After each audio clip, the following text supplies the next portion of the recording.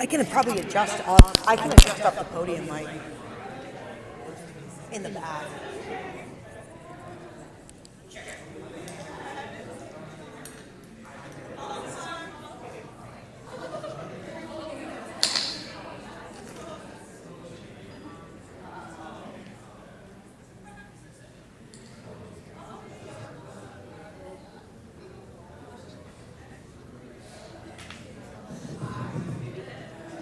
Good morning, everybody. Good morning.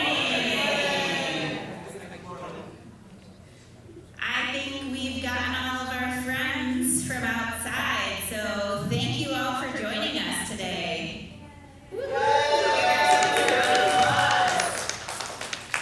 for the thumbs up from Anna. We're good. Namaste, Kazak.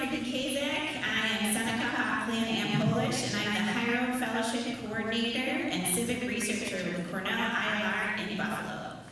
On behalf of Kathy, the Director of our office and our team, it's my privilege to welcome you all, fellows, supervisors, colleagues, families, partners, friends, to the 2025 Hiro Fellowship Showcase in Buffalo.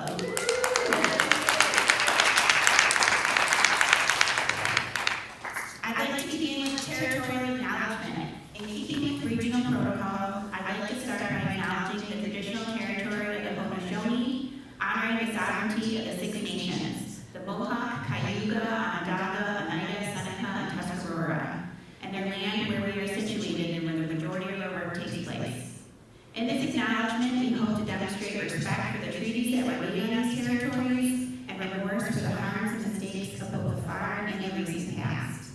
And we pledge to work towards partnership with a spirit of reconciliation and collaboration. And I hope you see some of that reflected in today's slideshows. So here we are, friends, at the end of 8 weeks. And if you think about it even longer, when we started the pre-course, it sounds like a cheesy thing that people just say, but Kathy and I always tell people that we learn as much from you students as we try to teach you guys.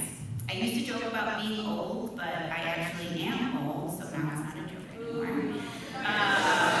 It's totally fine. But nothing made that more abundantly clear when during our first week together, one of our fellows, when reflecting on the work-life interaction and balance that they wanted to have, said,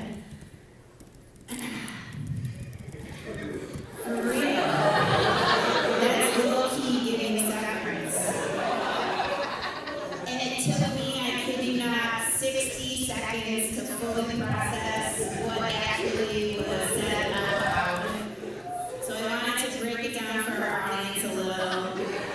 It is a popular culture reference. I've never seen this show, but I do know how to use, the interwebs and AI. So according to that, severance is about a group of employees at a mysterious moving industries where they've undergone a severance procedure that divides their consciousness into any work self and outing personal self-identities. It delves into themes of corporate control, workplace exploitation, and the nature of identity and humanity. So in the spirit of sharing something I learned this summer, I've translated some of the next part of Gen Z. Not all of it, I promise. So Sam, I will start with a bit of Hiro lore. The fellowship began in 2009 with Eugenie Blair. She is joining us today.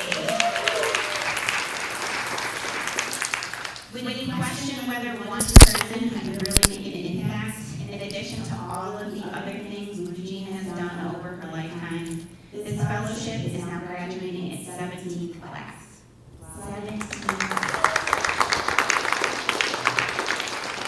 17 years ago, she helped us spell out that high road policies are understood as a rational alternative to the low road. The low road, the economic choices based on short-term profits, low wages, discrimination, and exploitation. The fellowship is designed to teach young people that there's a better path forward. When you know better, you can do better. Beyond these ideals, though, we, the fellowship, prioritizes reciprocity. We want to lift up students just as we lift up our community. We love Buffalo and Western New York. Every year before coming here, students wonder, why do people weirdly love Buffalo? What is this weird obsession?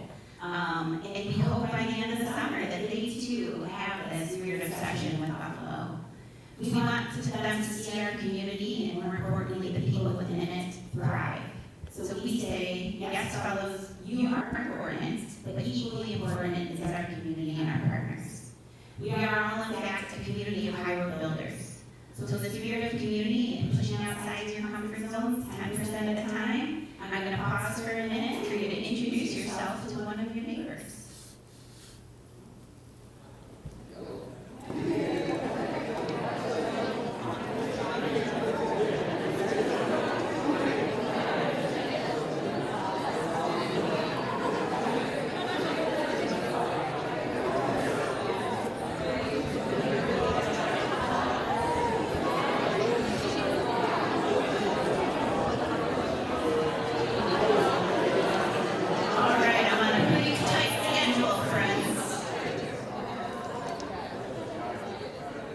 So for the last 17 years, every single cohort of fellows has been unique. People ask, what's the vibe of this cohort? Anyone with more than one child knows you can love them both equally but differently. I have one child who stays in the shallow end with her floaties. I have another who screams like he's being murdered if he touches water. And I have another, if he very politely asks if he could take his hands off so we could dive headfirst into the deep end. This is an actual true story.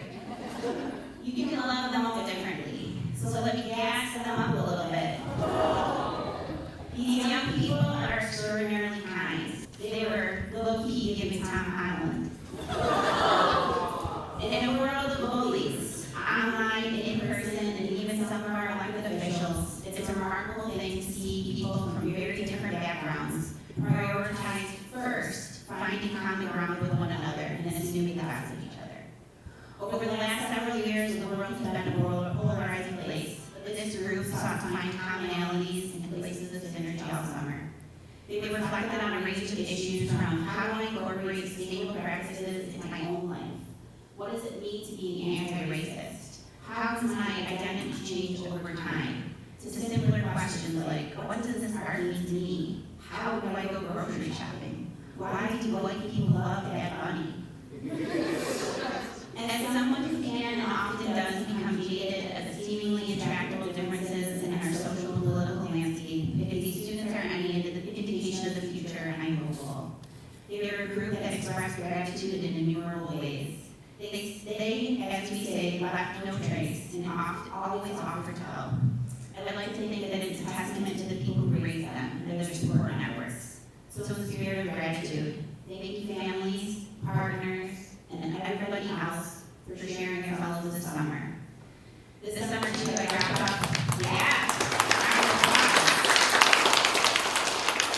I dropped off my 5-year-old at day camp for the first time with thoughts racing through my head. I hope she does well. Does she have everything she needs? Did she put on sunscreen? I hope she makes friends. I really hope she eats at least one vegetable today. I might not know what it is like yet to send my child to an unfamiliar city with people I have never met, but I promise you, Kathy and I and our village in Buffalo did our best to support these young people as if they were our own, with hopefully only a few meals with questionable white meat. Thank you, partners in Ithaca. Before coming to Buffalo, fellows participating in the pre-course with the intent to prepare them for the summer, learning economic development theory of Buffalo's assets and challenges. Thank you to Andrea and the PPG team for all of their support. To Anna, who's a real MVP today, helping run the tech. Thank you to our community, the civic leaders, activists, artists, educators, and experts who participated in all of our Friday programming, Wednesdays, Fridays, special appearances, and many of whom are here today. Year after year, we are humbled by supervisors in Buffalo who welcome our fellows and provide them with the opportunity to put key lessons learned at Cornell into practice. To share with students that community work is not just important, but it's necessary. It is, in fact, the whole point. One of our speakers, Maria Haas, so eloquently put it earlier, is that at any given moment, in any given room, you are both a student and a teacher.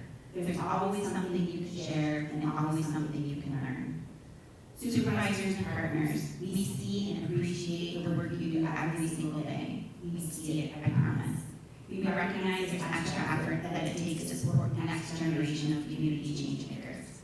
So I can't say it enough. Thank you. And fellows, thank you for sharing your time and your talents with us. Fellows, after today, you're joining the ranks of over 305 High Road alumni from 37 states and 9 countries.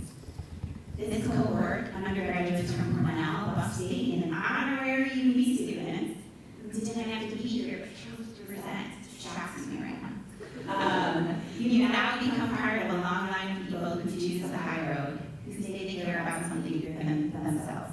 In this economy? Yeah. In this economy, and hopefully for years to come. Thank you for loving our home as much as we do. For loving our light system, our strange weather patterns, our food, even if some of you very controversially don't love our pizza, our imperfect bus system, and your placements. Fellows, we hope that in the future, when you find yourself in a new place or surrounded by people you may not know, that you remember you once felt that way about Buffalo and the people in this room. And that it takes just a little bit of effort, sometimes 10% at a time, sometimes more, to do things you never thought you could do. And then let me say what might be a controversial statement, hot take. When you know better, you can do better. Ignorance is not bliss, it is fatal to some. James Baldwin once wrote, not everything that is faced can be changed, but nothing can be changed until it is faced. That means we cannot sleepwalk through life. This is the purpose of fellowship. We cannot be ignorant of history, hence we are in the History Museum. We can't view the world with a sense of entitlement, and that means we have to not only question it and the systems that we operate in, but feel a responsibility to do something about them. We hope to instill a passion for change, but also emphasize that you have to go through life more than just a passion, you need a strategy. And that change requires more than just speaking out, it requires listening. Change is the effort of committed citizens who hitch their wagons to something bigger, as President Obama says. Bigger change is the effort of fighting for it every single day. Each of us is only here because someone else faced challenges for us. We are only who we are because someone else struggled and sacrificed for us. Now it's your turn. There's plenty of challenges that we've seen and heard and felt and talked about this summer. And the good news is you're ready. There's no time like the present. This is your life, right now. Young people like you are why I never give in to despair. We hope that you continue to choose the high road and that you remember we are stronger together and that despite the challenges we'll inevitably face, that change is possible. Now I like to say that this is a bit of an unconventional presentation. Change is possible. Fellows will share their biggest takeaway from the summer, so not necessarily a summary of everything that they've done. So let's prepare ourselves, friends. We always start off Fridays in our pre-course and most things with an arts opener. We recognize that art has the power to incite change too. And so with that, I'm going to pass it off to our arts.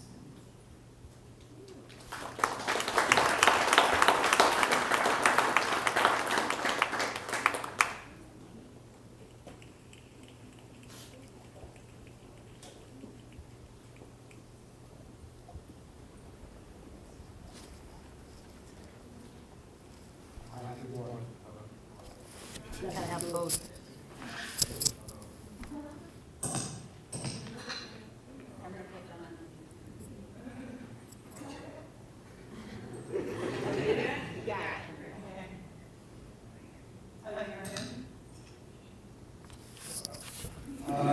Hello everyone. For our arts opener today, we decided on two things.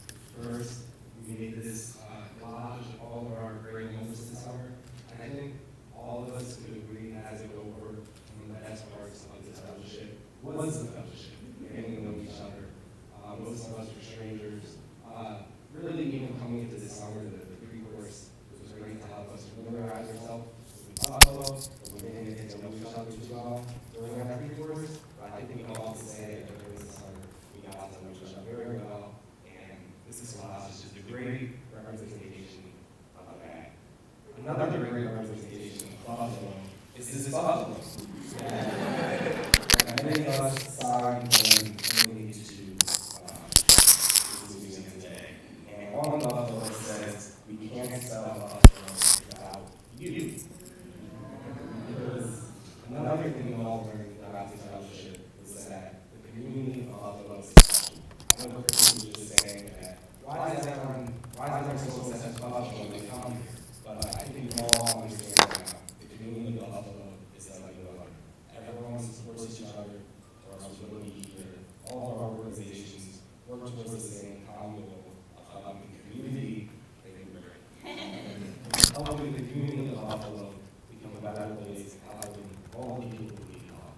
this Buffalo is a representation of all of us coming together with our different causes with the common goal of making Buffalo a better place. Thank you.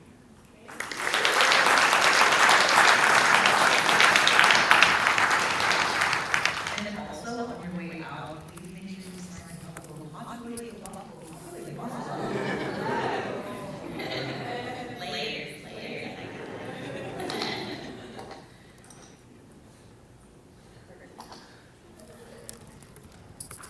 So without further ado, I'm going to pass it off to our first presenter, Athena.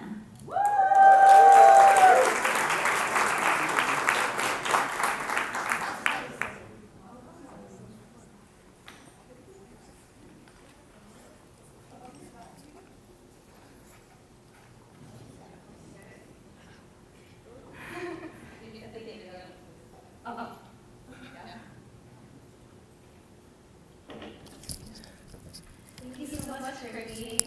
Hi, everyone. My name is Athena Reed. I'm a rising sophomore at Cornell. I'm from Seoul, South Korea. And this summer, I had the privilege of working with the Western New York Law Center, a nonprofit legal organization representing many low-income Western New Yorkers in various civil matters. Before diving into my presentation, I would like to introduce you guys to two unique events that I wrote this summer through one of our weekly journal prompts: the insider and outsider strategy for social change. The outsider strategy is creating change by placing pressure on existing systems, whether it's through organizing, mobilizing, protesting, or disrupting. It's about building the system we want now instead of waiting for systems to fix themselves. Some examples of outsider strategies are worker-owned enterprises and community gardens, many of which we had the opportunity to see during our time at Buffalo. On the other hand, the insider strategy is taking positions of power or leadership and funneling resources to the outside. Insiders stay near centers of power, but rather than staying loyal to the machine, they work within systems to change them. Some examples of insiders are people who work inside of Congress, unions, or interest and advocacy groups. Before the summer, I had this idea that working in law was purely an insider strategy. To me, lawyers were people who worked within the roles, not people who changed them. But at the Western New York Law Center, I saw a very different model. The Law Center doesn't work in isolation. They're connected to organizers, advocacy groups, and most importantly, the Buffalo community itself. This is where I started to see that law can be used as both an insider and outsider tool, depending on how it's used and who it's serving. One moment that really brought this home was during our weekly Wednesday lunch and learn session, where an attorney or paralegal at the law center would teach the interns a legal concept. Shout out to Lauren for always speaking in interns. One week, Matt, who was my co-public scrutiny supervisor, taught us a concept called impact litigation, which is a strategy where lawyers strategically select legal cases, not just to win for one client, but to create broader systemic change. To give you an overview of history of impact litigation and where this was the first point, the first case was Brown v. Board of Education, which effectively changed the course of public education and civil rights in the United States. However, this model received criticism that it was too lawyer-centric, and it exaggerates the role of insiders and lawyers in creating social change. In response to this criticism, a new model called movement lawyering emerged, which is different than the original model because it represents clients and de-emphasizes the role of insiders in creating social change. Matt explained that the most powerful impact is created when there is integrated advocacy, a collaborative dialogue with active social organizations and community members. He explained that impact litigation is just one tool in a toolkit that includes organizing, using media, lobbying, and etc. And this summer, I got to be a part of that collaborative dialogue through analyzing the Buffalo East Homeowner Assistance Fund, BHAP. BHAP was a program that allocated $15 million to 3,805 homeowners who were behind on property taxes, water bills, user fees, and etc. And all of the law center uses insider strategies like litigation to protect individuals from foreclosures and evictions. Community programs like BHAP show how real change requires requires not just litigation, but proactive investment in neighborhoods and people.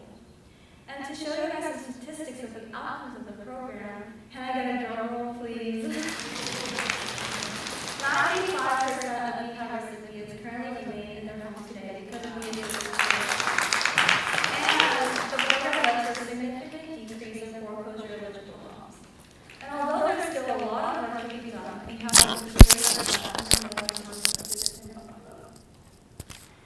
Seeing how Western New York Law Center integrates both litigation and community engagement to promote justice and equity in Buffalo, I realize that insider and outsider strategies don't always work in opposites, but they can work together to create an impact. Thank you so much to Liz and Karen and all the staff at the Western New York Law Center for passing their wisdom this summer, and I'd like to pass it on to Ishika.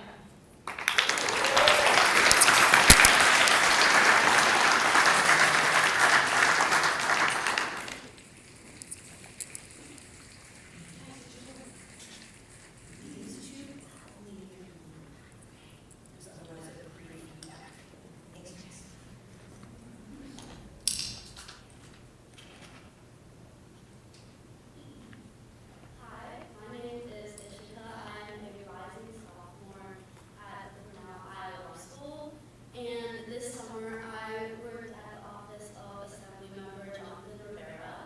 And for my presentation, I decided to make a video instead of a traditional presentation, but just as a small introduction. I think this, as Ricky mentioned too earlier, this summer I really felt myself surrounded by so many types of communities, from the community in Buffalo to the community at the office I work at, and also obviously the community of my cohort. So that's kind of what this video is going to take you through.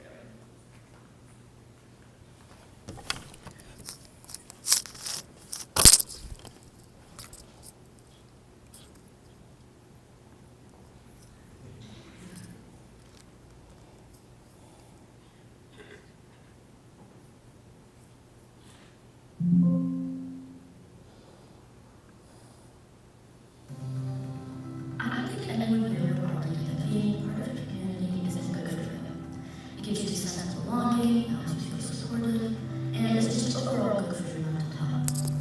But before I created the Buffalo Highway program, I don't think I fully understood that a strong community isn't just good for you, it's powerful. It can drive change, shape policy, and bring people together, no matter how different they are. And being in Buffalo, I like to see that power in action every single day. One of the first moments that really struck me when I got to Buffalo was our orientation lunch at the start of summer. I remember looking around that room and seeing how many amazing organizations were represented and how connected they all seemed. Each placement site was working on something completely different, but all of them were working on something meaningful. And what struck me the most was how so many of the supervisors already knew each other. It felt like a lab, not just a bunch of individual efforts, but a community to change things. Seeing how Buffalo's organizations support each other and push for change together gave me a new understanding of what community organizing actually looks like. I spent the summer working in Assemblymember Jonathan Rivera's office, and I loved it. I learned so much, not just about policy, but about the role the community plays in getting good policy passed. My project focused on Assemblymember Rivera's Complete Streets Bill, Assembly Bill 1077. Complete Streets is about making sure our roads are safe and accessible for everyone, including pedestrians, cyclists, and transit riders, not just cars.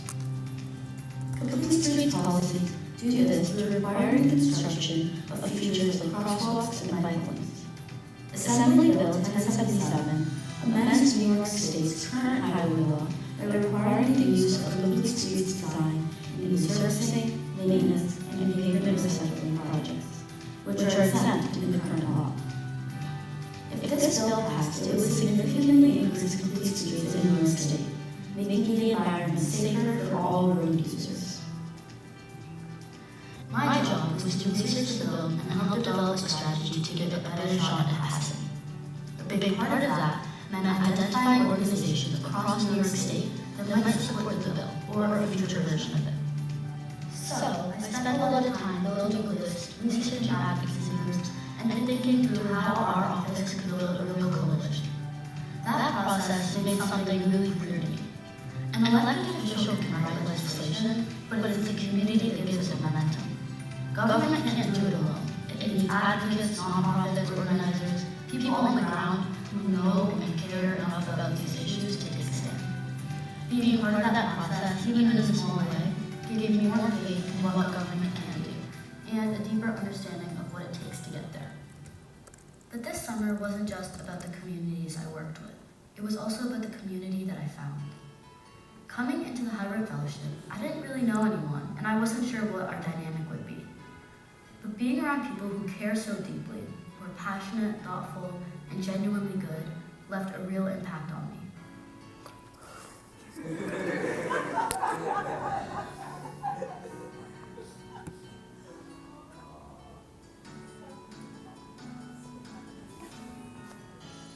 Being in a cohort of people who care about impact over prestige reminded me that there are more paths than I thought, and that surrounding yourself with people who care deeply about justice, equity, and doing the right thing pushes you to take care more too.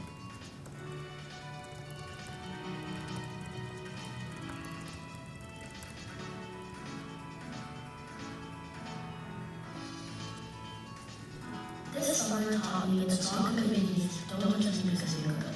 They make things happen. They move cities, they move bills, and they move people. Whether it's a network of nonprofits, people working inside government, or a group of college students spending their summer in Buffalo, community is what makes change real.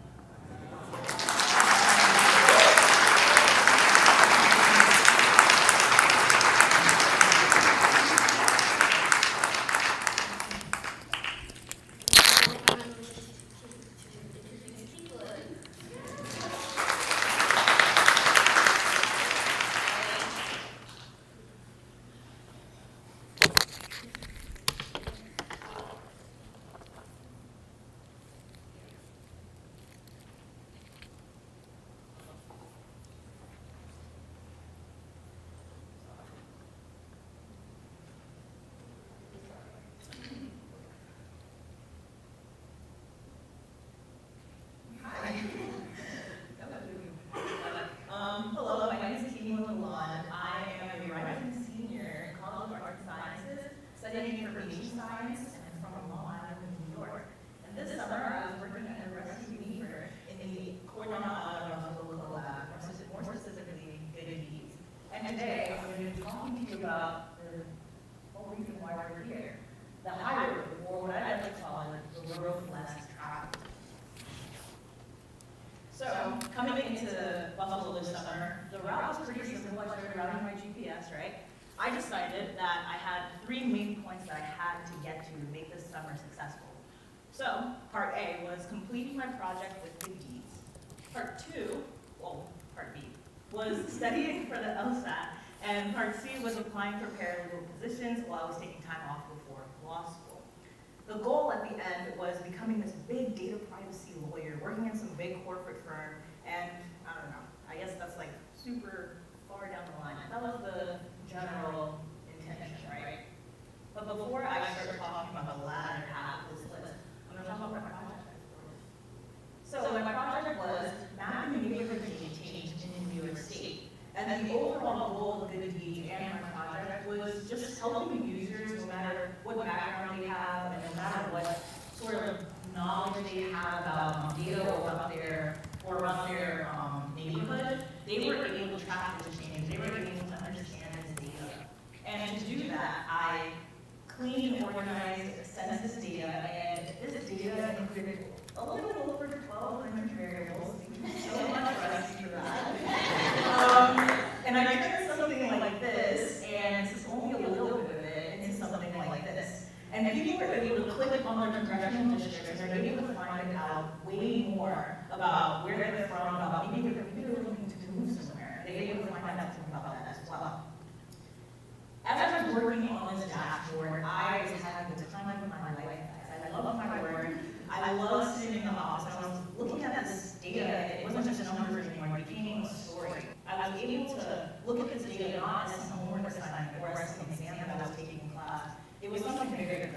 I was learning about the community that I wasn't even from.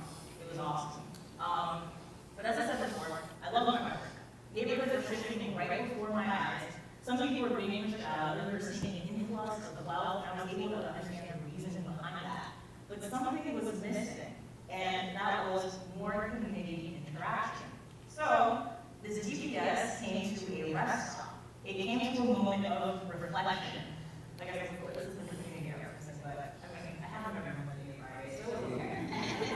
But I was still missing the Buffalo community. I wanted to talk to more people. I wanted to see exactly what Buffalo was about. At this rest stop, at this moment of reflection, I decided I need to stop right after that and just start. Why was I here in person? So allow me to start over. Hi, my name is T1 Quincy Sydney Lawn. I moved here in 2010 from Haiti with my family, and we escaped the detrimental earthquake in Haiti. When I came here, the plan was simple. The route was simple. It was to go to college, it was to get an education, and everything that I learned, I wanted to bring back to Haiti. That was the route. That was the plan, that's it. But when I came to Cornell, things started to change. I didn't understand the route anymore. I took a bunch of left turns, a bunch of right turns, but it kept rerouting. It went from like an hour, and these games were like 5 days. I don't understand. I didn't understand what was happening.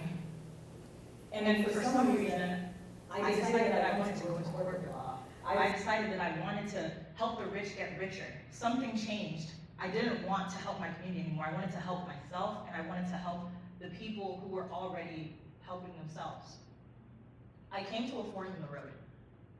I didn't know where I wanted to go. Should I go towards this office life, this corporate life where I'd be helping the rich get richer? Should I turn right? Should I go back to what I wanted to do in the first place, towards community work, purpose-driven law? I sat with myself for days on end. I didn't know what to do. The work that I was doing didn't make sense to me anymore. Was I doing this for me, or was I doing this for other people? But then, every Friday, I was able to surround myself with some of the best people that I've ever met at Cornell University. I was able to talk to Kathy. Basically, every day in the office, I was able to speak to Cricky.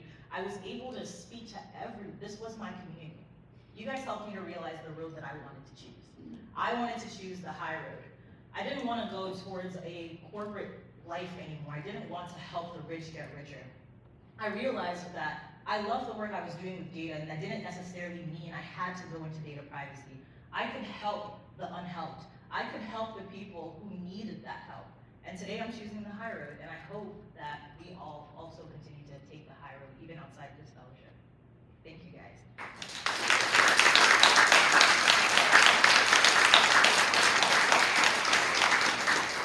And now I have the privilege and honor of introducing Matthew.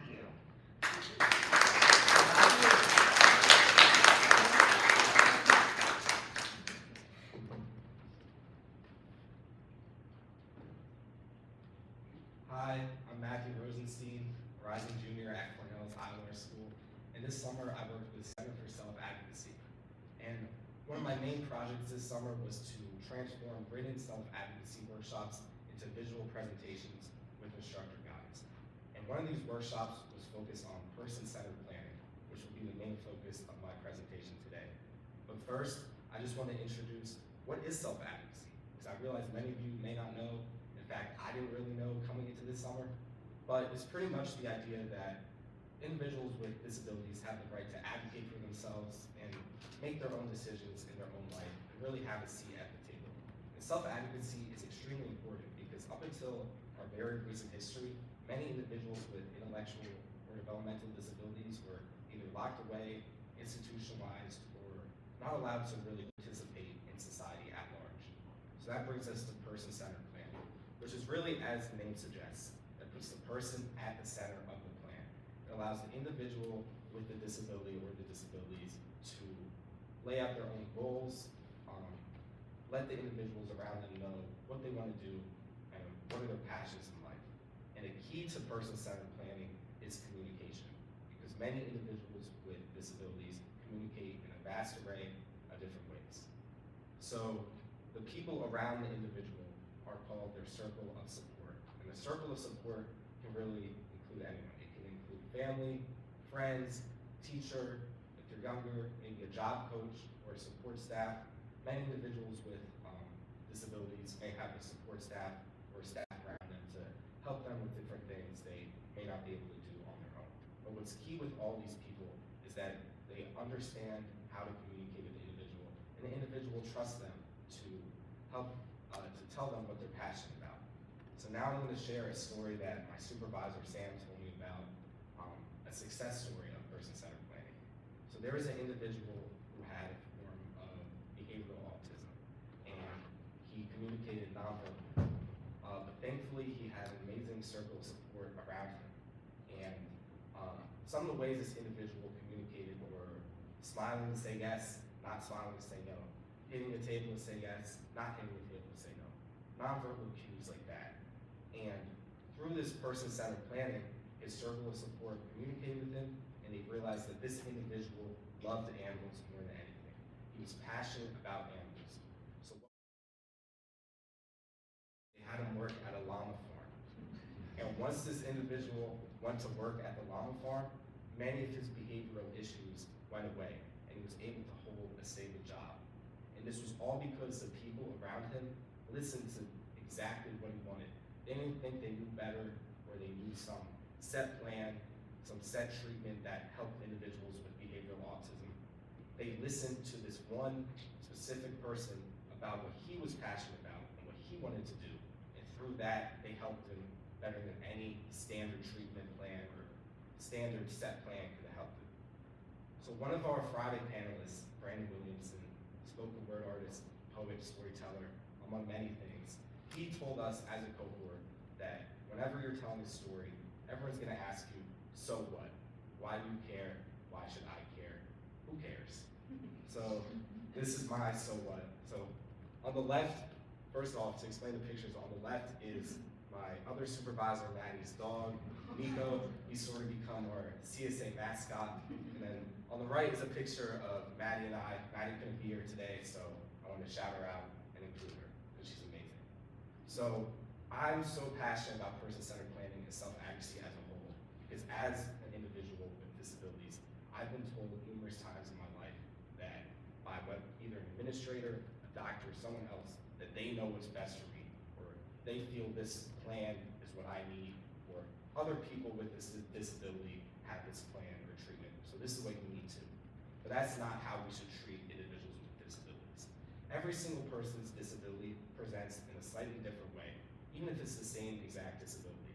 So we need to listen to every single person about what they feel is best for their disability, not just the bare minimum or some standard treatment plan. Because when we listen to every single person with disabilities about what plan is best for them, what they need most, we can help them more. Especially when we're hearing such dangerous rhetoric from our federal government and corporations. It's more important now than ever before to listen to every single individual